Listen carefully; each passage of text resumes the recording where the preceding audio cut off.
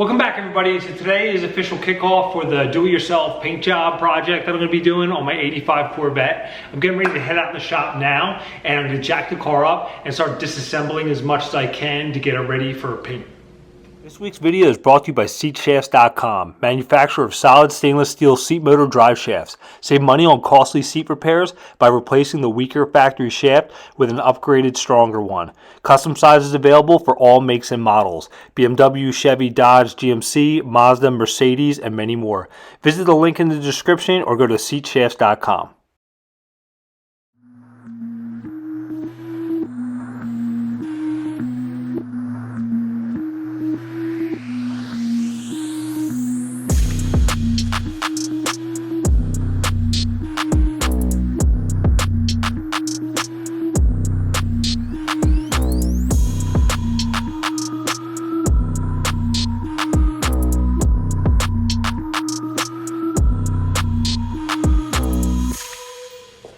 Okay, so I got the car jacked up, I'm getting ready to take everything apart. So the most important thing is you want to bag and tag everything that comes off the car and try to organize it the best you can. Sandwich bags, Sharpie marker, and then just put everything aside. Especially if it's going to take you a while or you're taking your time with the project, it's just going to pay off in the end. When you go to put everything back together, you'll know exactly where everything goes. All right, so I'm going to start pretty much with the easy stuff. I'm going to take the emblem off the front here, 10mm 1/4" drive. And there's two on either side. You can see here at the bottom there's two openings right here.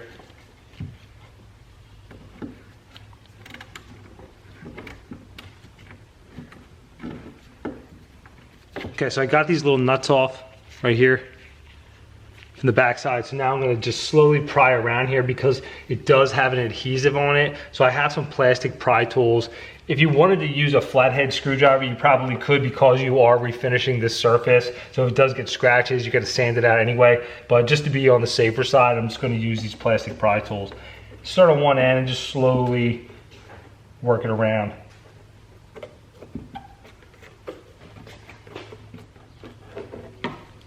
Emblem off, throw in the bag.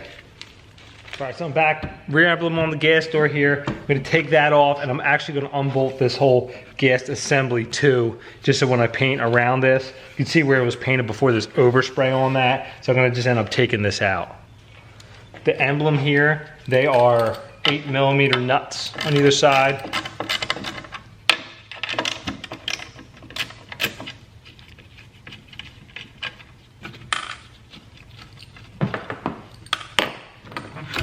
Pry this off too.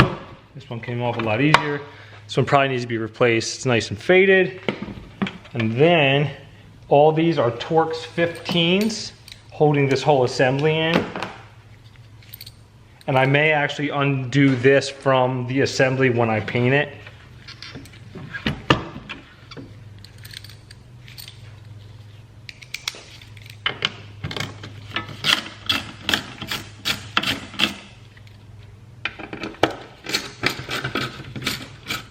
And that just lifts straight off like that. And that's the overspray I was talking about. So we'll clean that up too before I put this back on. All right, so I got the gas door over on a bench here, and I'm gonna take all of these bolts here. These are all Torx 25s.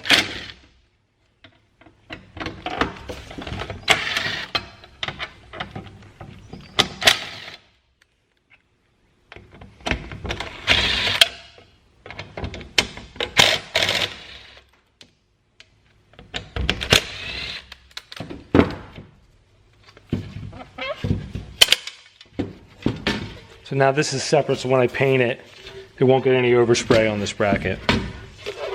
All right, so in order to get to the taillights, to get to the back of them, to unbolt them, you have to take off the license plate and go in from the inside here.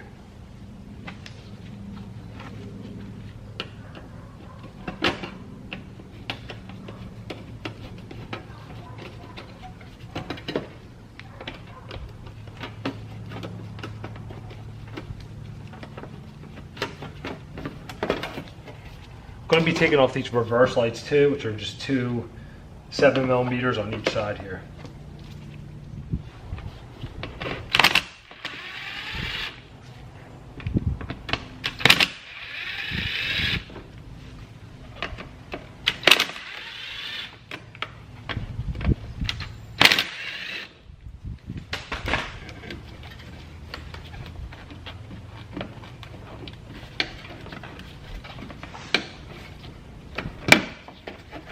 These will just slide inward like this. As you can see, these were never taken out before. You can see all the red overspray on here. So I'm going to do these sockets here. You push this little tab in like this and just twist it, and it comes right out.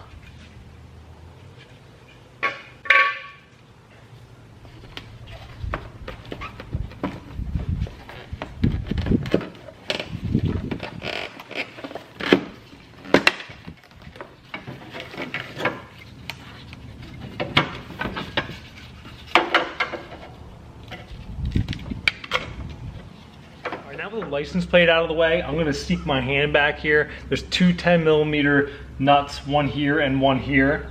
So I'm going to just reach back here, 1/4 inch drive, 10mm shallow socket, and just kind of force your hand back here.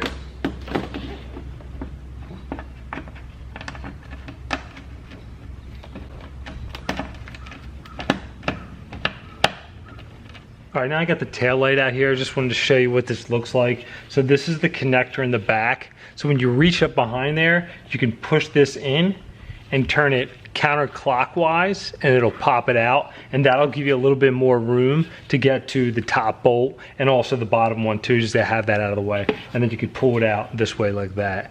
And now we can just move on to the other one. So I'm going to remove the inner wheel wells here. So mine have been modified from my air ride for clearance, so I only have two little pieces in here, a front one and then a rear one. But they all have 15mm Torx screws holding it in, and then there's also like a 10mm here, there. Same thing over here. There's several Torx 15s around here, and I believe there was another like 10mm back here originally. So I'm going to remove this and the front one here just so I can access this back light and the trim.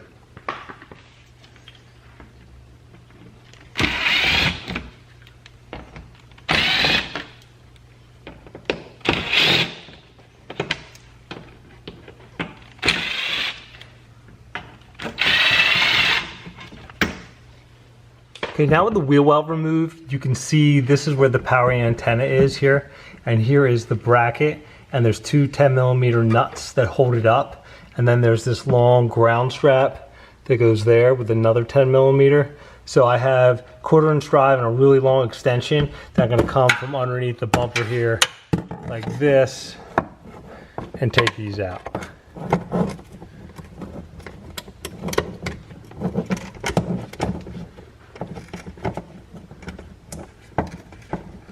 Once you have those two 10mm nuts off of the bracket, you want to come in here and you want to unscrew this piece here from that grommet there. Once you unscrew that, you'll be able to push this up like that, pull this up and out. I'm also going to remove the trim that goes around the inside of the hatch area, and they're all Phillips screws too.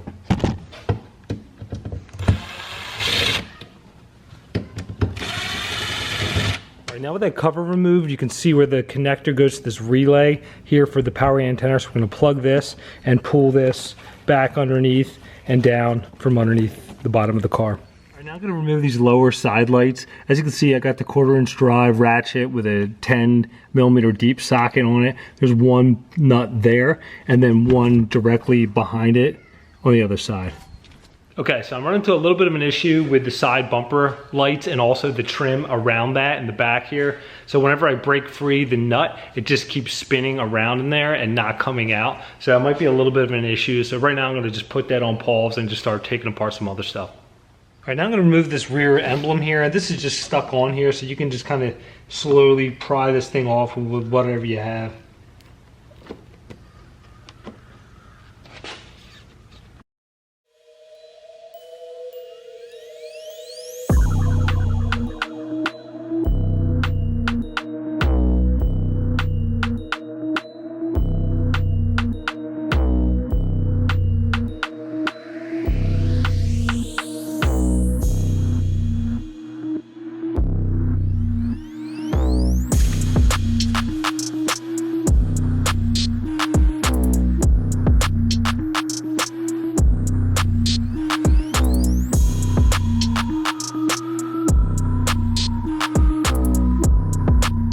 Now moving on to the front, I'm going to remove these inner wheel wells here just so more of this is exposed here and we don't have to tape this off. So these are all Torx 30s, and then in here are 10 millimeters. Same thing, there's a bunch around here I'm going to take off, and then around the weather strip here there is 7 millimeter right there, and then there's some here, another one there. I'm also going to take off this trim piece here, and they're all 7 millimeters too. And then down in here, same thing in the front, Torx 30s, and then 10 millimeters. There's another 7 millimeter, and the rest in there are 10 too.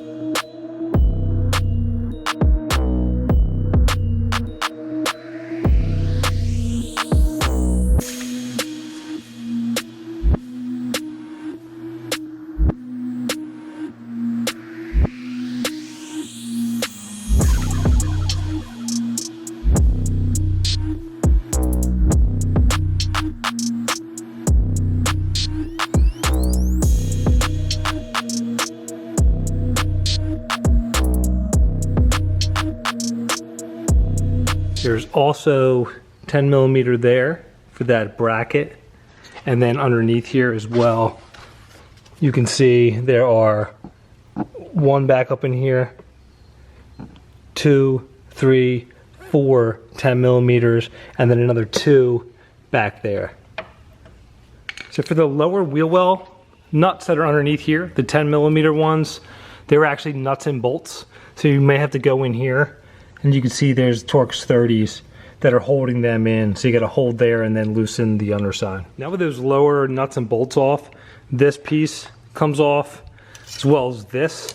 And that exposes 2 more 7 millimeter bolts right here that we're going to take out. And then we'll be able to pull this whole thing out.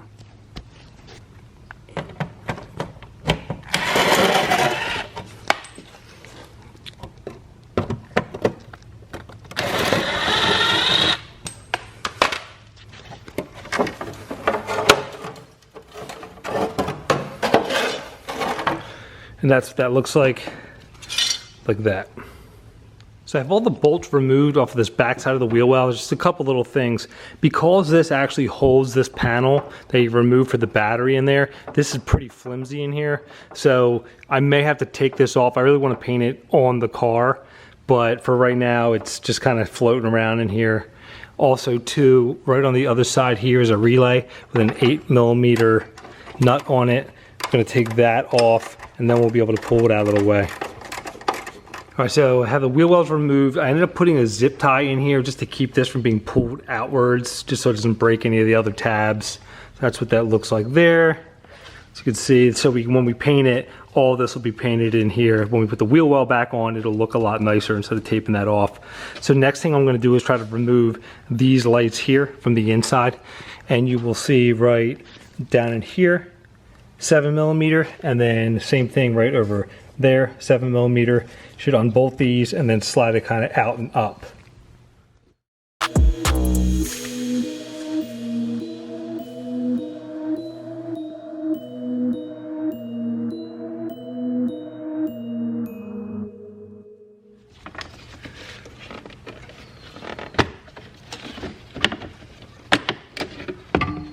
There you go, you can see this slides down in the tabs and then it goes over into the bumper and then it's screwed down.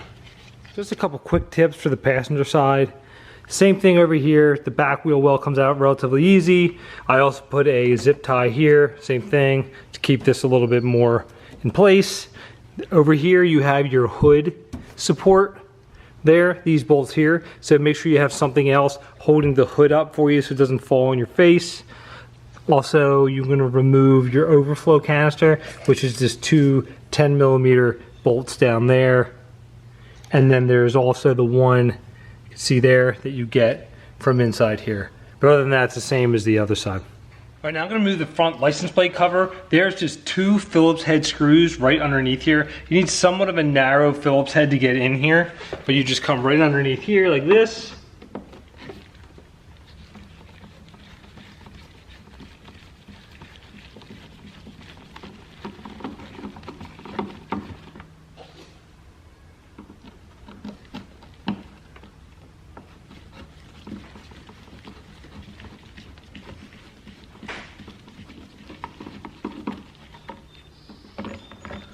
and then pull it straight down like this. Like that. So there's the top little tabs, and then there are the 2 screws.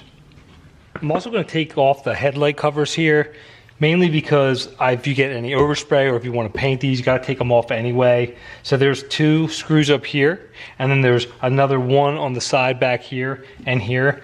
I'm going to get these top ones while the hood is up and the headlights are off, and then I'll turn the headlights on to access the other ones.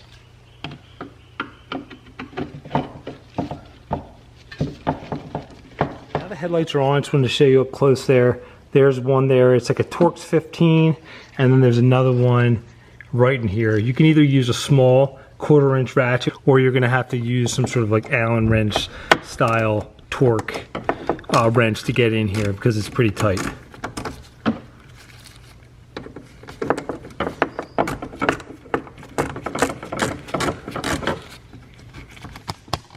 Now I can just pull it off from the front like this.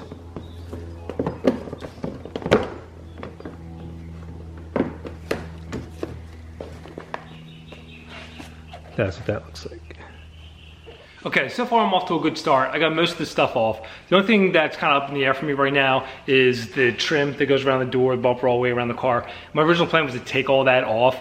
I kind of have a feeling that it's going to be hard to get. I remember looking a while ago and some of that stuff was discontinued.